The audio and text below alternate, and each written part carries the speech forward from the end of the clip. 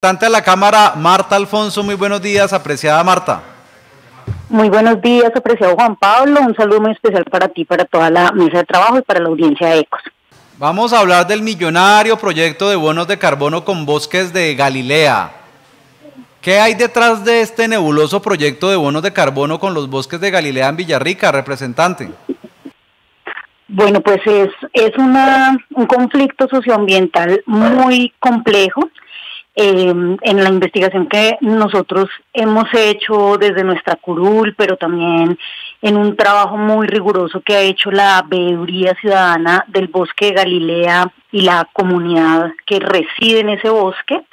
hemos identificado temas delicados como, por ejemplo, una posible pérdida y apropiación irregular de unos predios que estuvieron destinados a un proceso de reforma agraria en la década del 60, 70, que poco a poco se fueron perdiendo y que nunca se supo ni qué pasó con ellos, ni tampoco la supuesta reforma agraria que se iba a hacer con esos predios.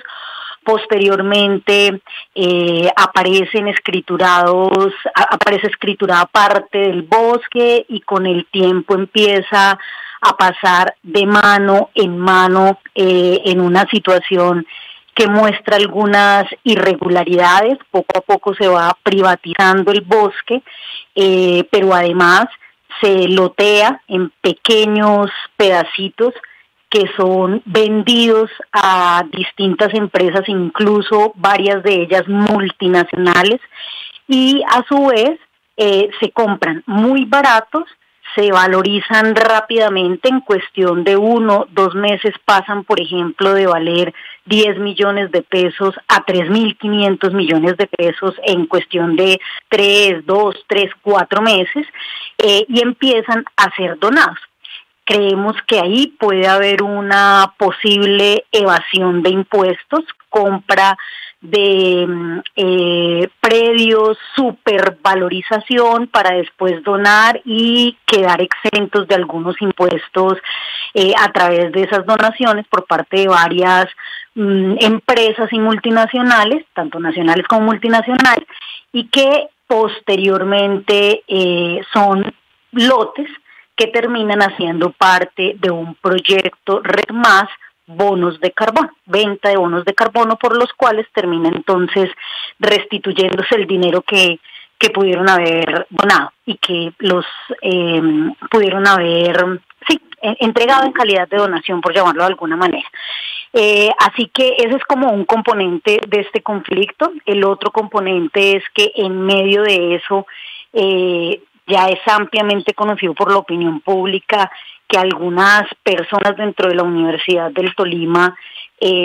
participaron de la estructuración de esto, del proyecto Red Más, pero que además hubo un proceso de entrega de información, de caracterización de información, sin que fuera conocido por parte de la comunidad el objetivo o el fin de esas investigaciones y esa información que se extraía del bosque y de la comunidad. Y, por supuesto, la participación, además de miembros de la universidad e incluso del Consejo Superior en su momento, de la aceptación de estas donaciones sin una claridad ni de para qué se recibía la donación, ni sobre todo qué podía estar detrás si es que allí hay en efecto una evasión de impuestos, como no solamente lo estamos pensando nosotros, sino que incluso fue denunciado en su momento por el periodista Daniel Coronel hace muchos años, tal vez 2017.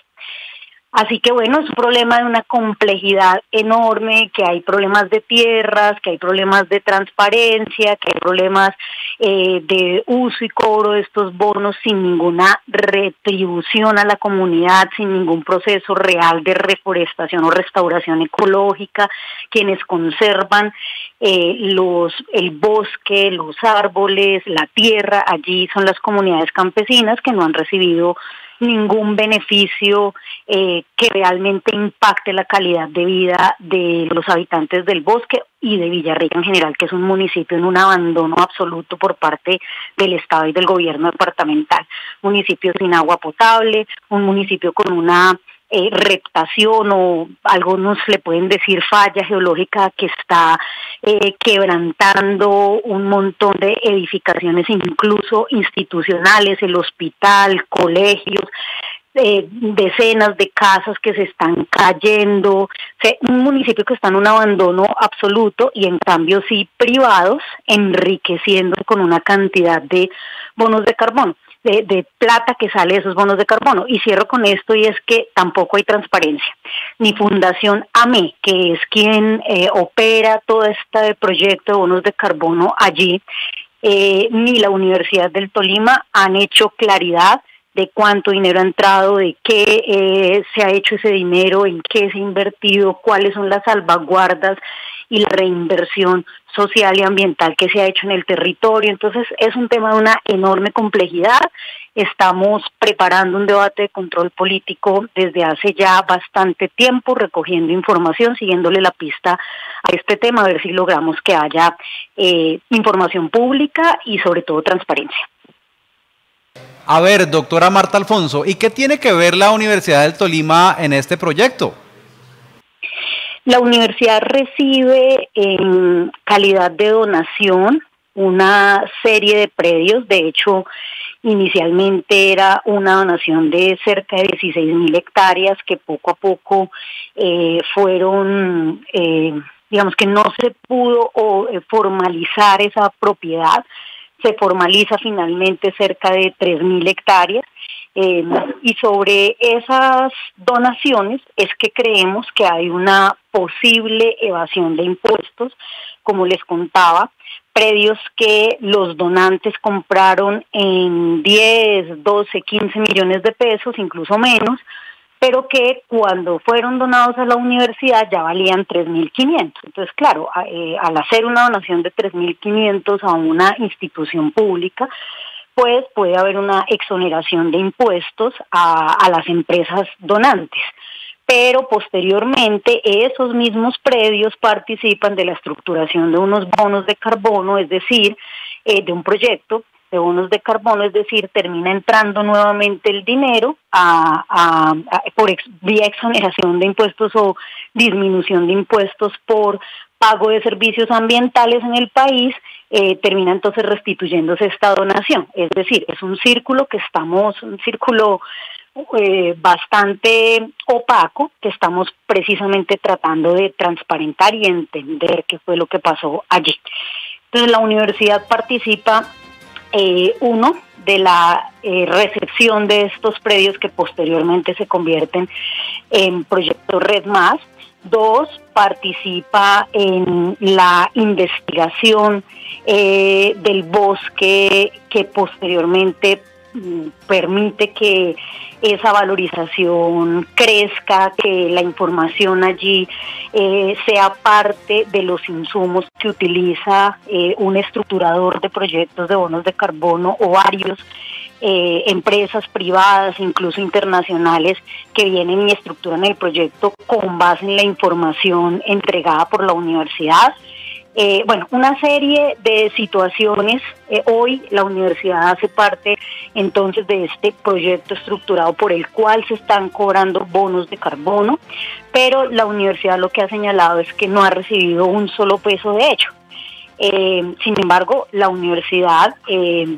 sobre los predios que le fueron donados, tiene participación en este proyecto de bonos de carbono, y de hecho hay un momento en el que se cede el 50% de lo que pueda ingresar por ese proyecto de bonos de carbono a la Fundación AME, sin que se entienda las razones por las cuales la universidad termina cediendo la mitad de las utilidades de estos bonos que se cobren. Entonces, es un tema, como les digo, de una complejidad enorme, que tiene muchas aristas: temas de tierras, temas de salvaguardas ambientales, temas de falta de participación y transparencia de la comunidad, de la estructuración de los proyectos abusando de la confianza de la comunidad. Entonces, pues bueno, estamos precisamente en el proceso de investigación tratando de entender qué fue lo que pasó allí y les digo también con muchas ausencias de información. Fundación AME pues dice estar bajo reserva de esa información por regirse bajo derecho privado. La universidad no tiene trazabilidad ni claridad de qué es lo que ha pasado con todas estas donaciones, con si ha ingresado o no ha ingresado recursos de bonos de carbono, si se han gastado o no. Así que, bueno, es un tema que hubiésemos querido hacer control político ya hace tiempo, pero que precisamente por la dificultad en el acceso a la información y la complejidad del problema del conflicto socioambiental, no hemos podido hacer, pero bueno, estamos trabajando en ello. ¿Cuál es el impacto, doctora Marta Alfonso, que la venta multimillonaria de bonos de carbono ha tenido en el bienestar y la tenencia de tierras de los campesinos afectados? No, pues ninguna. La mayoría de los campesinos que han cuidado el bosque durante décadas no han recibido ningún beneficio. Por supuesto, hay algunos proyectos pues que uno diría son de bajo impacto, perdónenme esta expresión, pero de una mediocridad enorme, porque no puede ser que uno reciba miles de millones y crea que por pagarle 200.000 pesos a un campesino para que ayude a cuidar el bosque está generando un impacto ambiental o una salvaguarda que es obligatoria en estos proyectos. O por invertir en un proyecto de frutas o de gallinas, no son proyectos que tengan ningún impacto ni que hayan cambiado realmente la calidad de vida de los campesinos de la zona. Entonces realmente creemos que las inversiones que se han hecho allí son mínimas, son casi que una forma de lavar la responsabilidad y decir acá sí estamos haciendo algo, pero que los millonarios recursos de los que gozan hoy privados sobre un bosque que es un pulmón tremendamente importante en los ecosistemas estratégicos del Tolima y de Cundinamarca, porque esta es una zona limítrofe con el departamento de Cundinamarca,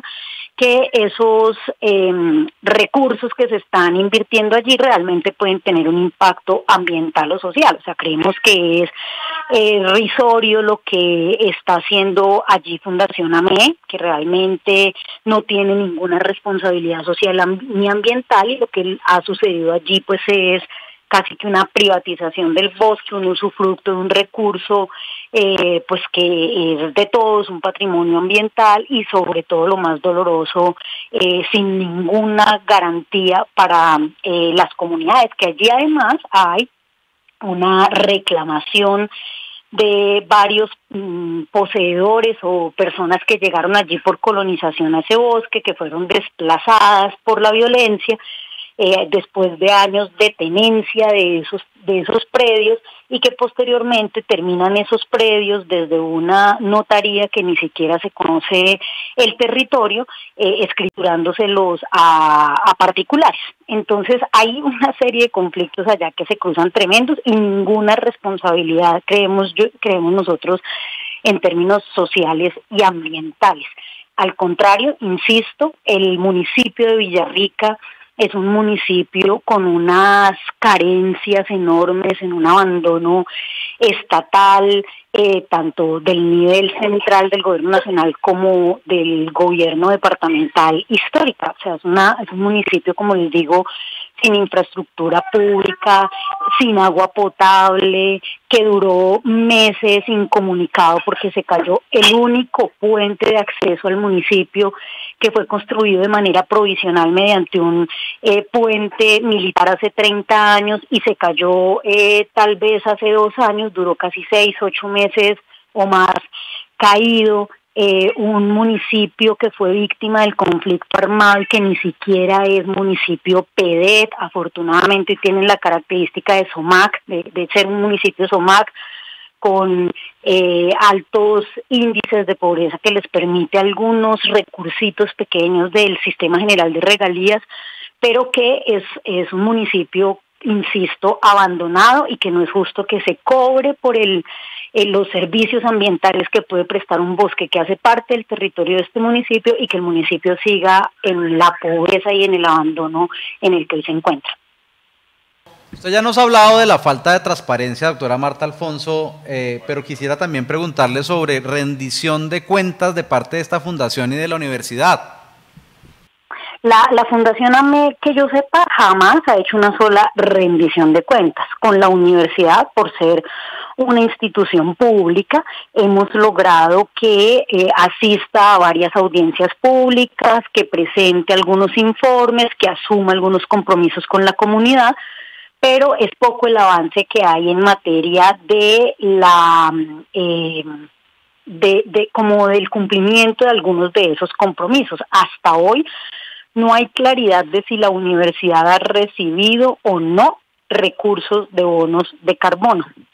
No hay claridad de por qué la universidad entrega el 50% de las utilidades de esos bonos de carbono que se cobren cuando los predios le fueron donados.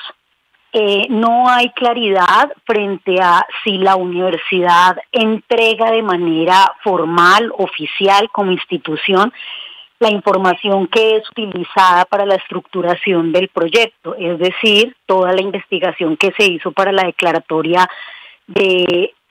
Parque Regional Natural, que la hizo la Universidad del Tolima. No hay información clara si en efecto la universidad consintió, entregó esta información y consintió ser parte de la estructuración de este proyecto por el cual hoy se cobran bonos de carbono dentro del programa Red Más, que es un programa nacional. No hay claridad sobre la titularidad de los predios y las escrituras que les permitieron la formalización de esos predios donados. Entonces, sí, la universidad ha participado en varios procesos de rendición de cuentas, de audiencias públicas particularmente, pero sigue habiendo demasiada opacidad en la información porque incluso la universidad ha dicho no tenemos soportes, no hay trazabilidad de la información, una cosa bastante complicada y pues opaca. Representante Marta Alfonso, muchas gracias por estar con nosotros y darnos esta importante explicación sobre los bonos del Bosque de Galilea. Usted es muy amable y feliz día. Feliz día para ustedes, muchas gracias. Ya viene el ping-pong político de Econoticias.